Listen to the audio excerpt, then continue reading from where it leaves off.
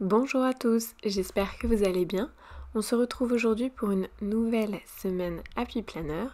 Et pour cette semaine, j'avais très envie d'utiliser mes nouveaux tampons Shoe and Flowers, la collection Forêt Enchantée et la planche de tampons, je crois que c'est Forêt Enchantée. Ou En Forêt plutôt, je sais plus. Je vous mettrai ça soit en sous-titre, soit en barre d'infos. Je pense que je ferai les deux. Donc je commence par utiliser mes tampons dans mes pochettes pour faire mon surlignage de date. Je trouve ça toujours, j'aime bien faire ça. C'est un petit peu ma ligne directive, on va dire maintenant. Et j'ai utilisé un feutre Tombow pour essayer de m'approcher au mieux des papiers que j'ai utilisés. Donc les papiers que j'ai utilisés, ce sont des chutes de papier de chez Florilège Design. C'est les chutes de papier qui allaient le mieux avec la couleur de la collection en fait. J'ai un peu regardé mes embellissements, là j'en ai pas utilisé pour cette semaine-là, mais j'ai essayé de m'approcher au mieux des couleurs de la collection. Donc là je tamponne pareil encore une fois avec mes feutres Tombow et du coup je décide de placer mon renard que je trouve trop mignon.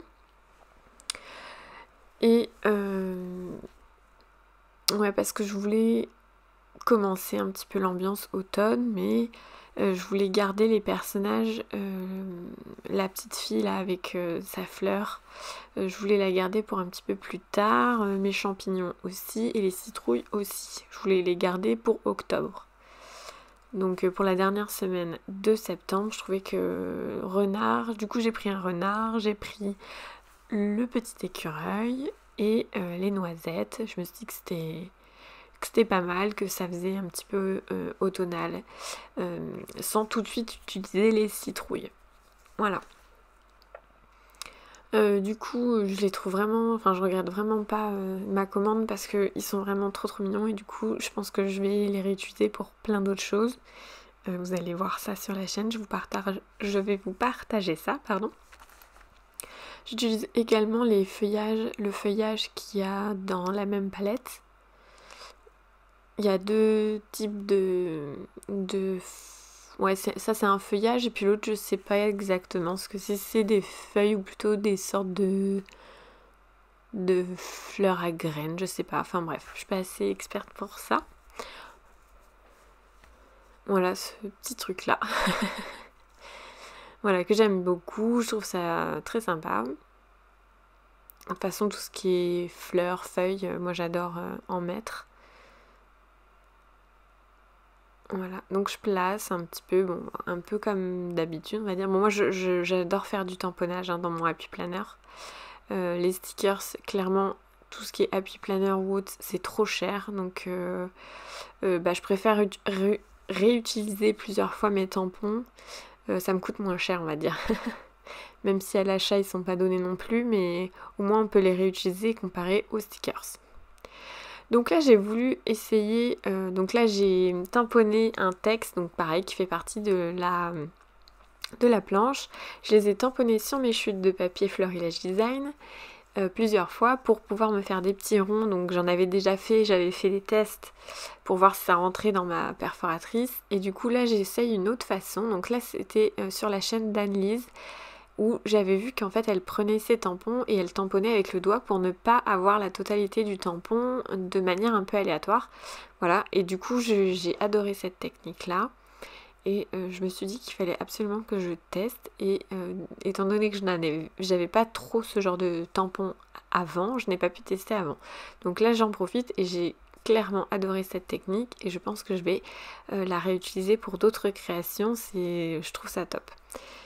Donc du coup voilà, je prends mes petits textes, je les découpe et là avec ma perforatrice que je vous avais pas trop montré je crois jusque là, et bien tout simplement je crée des petits ronds et je les coupe souvent en deux pour les placer sur les côtés de mes feuilles tout simplement. Mais en fait là la difficulté c'était vu que j'avais du texte, je voulais que le texte soit toujours dans le sens de lecture, même si on lit pas vraiment le texte. Mais du coup, il fallait que mon découpage, enfin que je fasse attention à comment je découpe, parce que quand c'est juste un carré de couleur, il n'y a pas besoin de faire attention.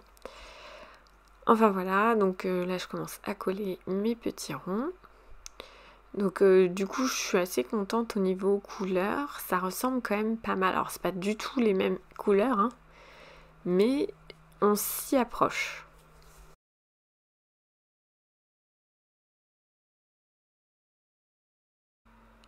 Donc pour information, j'ai tout collé à la Tacky Glue et j'ai hésité à prendre l'autre, la colle bloc. J'aurais pu le faire aussi. Je pense qu'il n'y avait pas trop de... Enfin voilà, il n'y avait pas trop de contre-indications sur ce type de papier. De toute façon, on peut prendre la Tacky Glue ou la bloc, peu importe. C'est juste que la bloc, ça colle plus vite. Donc là, je fais vite fait un second essai parce qu'en fait, j'ai choisi mes couleurs un petit peu en amont. J'avais fait des petits essais, je trouvais que c'était pas mal. Mais au cas où, j'en refais un petit et du coup, je commence la mise en couleur. Et c'est là que la catastrophe commence à arriver. Pour l'instant, ça va encore.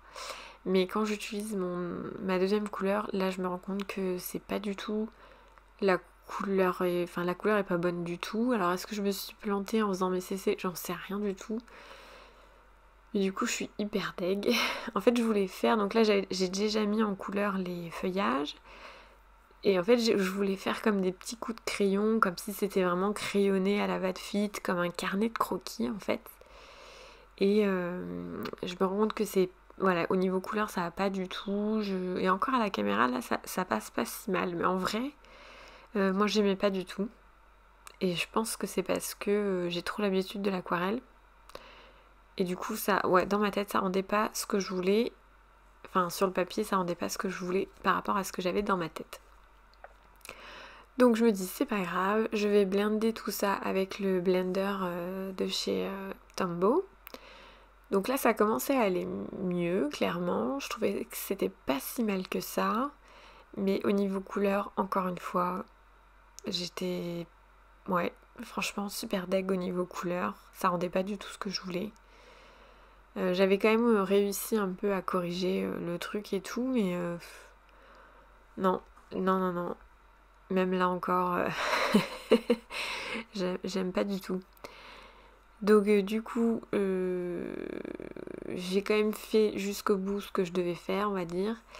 Je me suis posée 5 minutes, j'ai réfléchi, et je me suis dit, est-ce que je tente ou pas de repasser du feutre dessus? Parce que vu que c'est des feutres Tombow, c'est pas des feutres à alcool, hein, c'est des feutres à eau, les feutres Tombow, mais je me suis dit, il y a des chances que le papier, il aime pas trop ça. Mais est-ce que je le tente? Est-ce que je le tente pas? Et puis bah, finalement, j'ai fini par le tenter. Alors j'aurais, je pense, pas dû dans le sens où...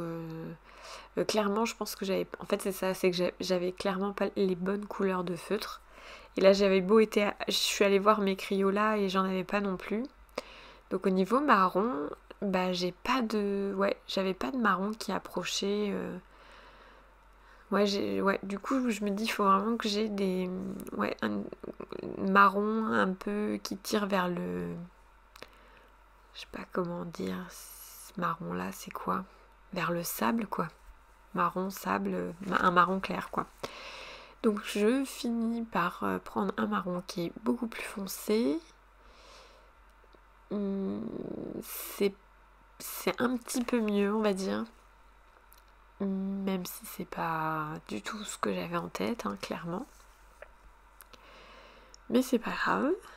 Donc là, avec un autre marron encore plus foncé, je refais les rainures un petit peu du bois pour que ça ressorte, pardon. Et je décide finalement de faire mon renard et mon écureuil du coup plus foncé. Et pendant que je faisais ça, je me suis rendu compte que avec mon blender, je pouvais créer une sorte de halo autour de mon renard, de mon écureuil, et des noisettes. Parce que clairement, c'est ce que j'aurais fait si j'avais pu faire de l'aquarelle. J'aurais fait un petit halo de couleurs tout autour de mes personnages et de ma déco. Et du coup j'ai tenté le coup avec le blender parce que vu que ma pointe était quand même un petit peu imbibée de couleur, je me suis dit allez je le tente. Et finalement je suis assez contente du résultat. Pareil, du coup je suis allée chercher un feutre Staedtler en pointe 0,3. Non, 0,2 pardon. 0,2. Et j'ai fait comme des petits traits, pareil, je voulais que ça ressemble un peu à un croquis ou un... Ouais, je sais pas, un peu, voilà, comme si on avait fait des recherches très rapidement en observant la nature et tout. Et je trouve que le résultat est quand même pas si décevant que ça. Bon, j'avoue que j'aurais pu faire mieux, clairement, il y a aucun doute pardon, là-dessus. Mais j'ai quand même réussi, on va dire, à sauver les meubles.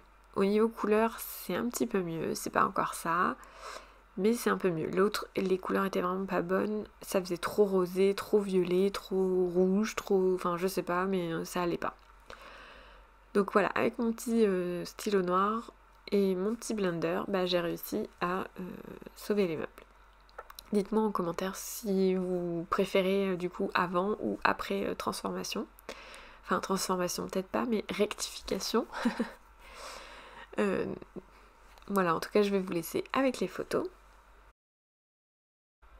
J'ai prévu plein de créations avec cette impôt-là, donc vous allez forcément les revoir. J'espère que cette vidéo vous a quand même plu, mais malgré mon gros flop. Et je vous dis à très bientôt dans une prochaine vidéo. Belle création à vous!